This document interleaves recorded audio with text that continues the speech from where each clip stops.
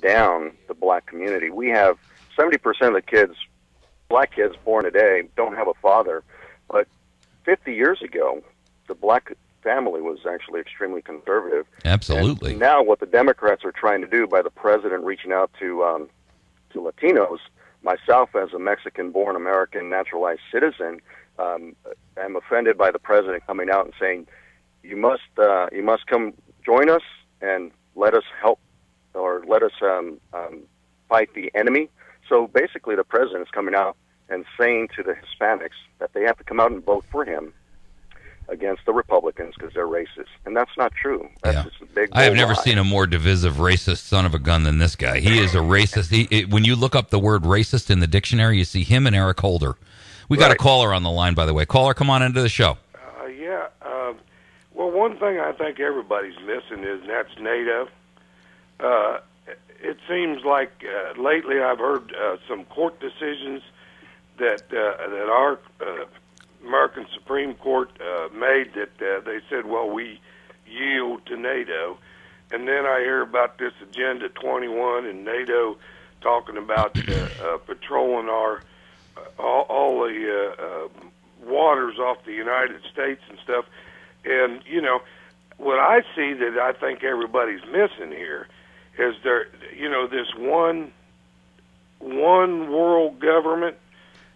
I think that everybody's talking about politics as is at home, and slowly we are being consumed by a one world government. Now, I don't know who's going to be the big head of that thing, all right, but everybody ought to see it coming with the fall of the euro, and we just had a terrible fall here at home. NATO keeps creeping into all the countries in the world, and that'd be us and England, and we kicked England out of here one time, didn't we? We sure did. And then we saved their bacon in World War II. Yeah. I don't think we ought to follow them guys very far, Yeah, I hear you. And, I think that's something right there that is even more scary than all the terrible things that the Congress and the Senate are doing here. Well, the Senate and the Congress have an obligation to halt that kind of activity. Yeah, because they've sworn an oath to defend and protect us against all enemies, foreign and domestic as well. Unfortunately, they are the enemy. That's right. Exactly. We've got to take a break. It's the bottom of the hour. Thank you, caller, for calling, and we appreciate your opinion. All right, I'll see you. Folks, Bye. we've got Hector Maldonado on the line. He is running for He's running for federal Senate against Claire Mccaskill. And our phone numbers are 257-1111 and 866-554-6636. When we come back, we're going to talk about some issues, including term limits, NDAA, standalone bills, no more omnibus nonsense, the Federal Reserve, repealing the Health Care Act, and some other big issues. And it's worthwhile for you folks to listen to this conversation today. We'll be right back.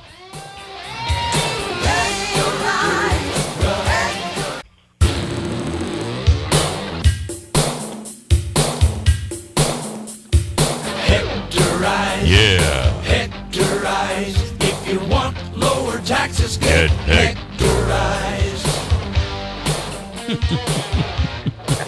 The more I listen to that song, the more I like it.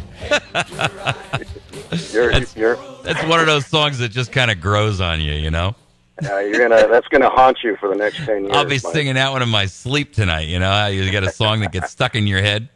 Yeah. So, hey, Mike, I want to address your last call or something that he said that was extremely important that I think your listeners need to know. Sure. Now, the last caller, thank you for bringing up Agenda 21.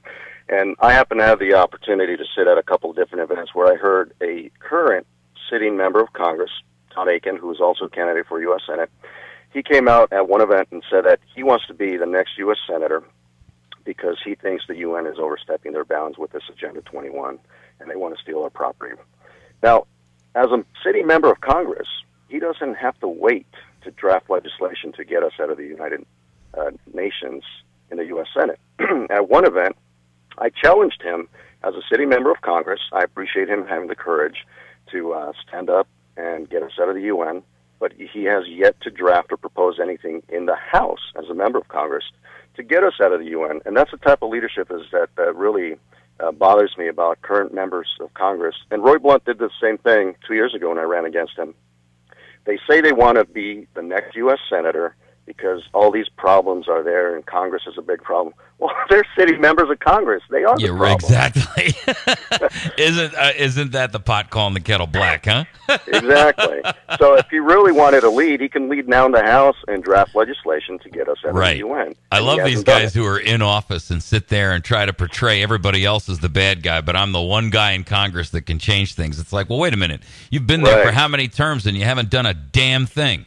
Yeah, he's been a sitting member of Congress for 11 years. I mean, what exactly? I know he's been a vote. It's been a good vote. I'm not going to say anything bad about it, but where's the leadership? Where's he standing alone to say, wait a minute, what are we doing here with NDAA? What are we doing here with Obamacare? What are we doing with Agenda 21, the Federal Reserve? And the food safety bill, and the list goes on and on. There's a lot of legislation out there that I've researched over the last 2 years that he has not stepped up to say, here's the problem, we can't do this. And I actually done that research.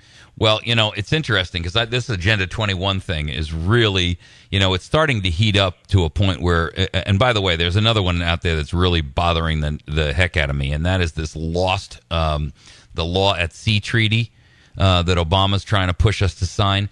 This is the one that says that any royalties that we capture from oil drilling or any kind of materials drilling that is done, or gathering that is done outside of the 200-mile border, that boundary, the continental shelf boundary, we have to turn half of that over to the UN for distribution as they see fit to some small tin pot dictator in Mogadishu or some other damn place.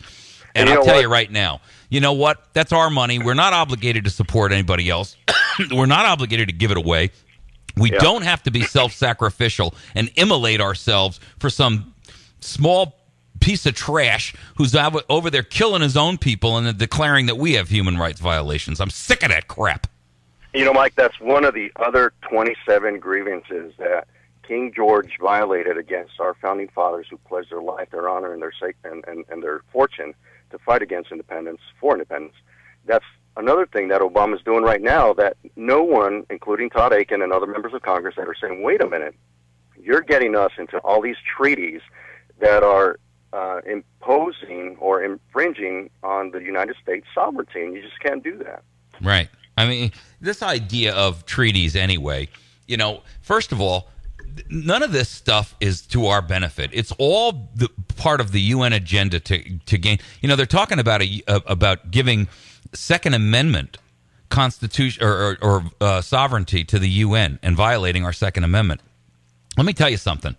They try to hand over Second Amendment sovereignty to the UN, and that's going to kick off a war in this country that is not going to be based on ballots. I promise you that. Because the UN agenda on small arms is that no one should own small. Did you hear what they just did in Venezuela yesterday?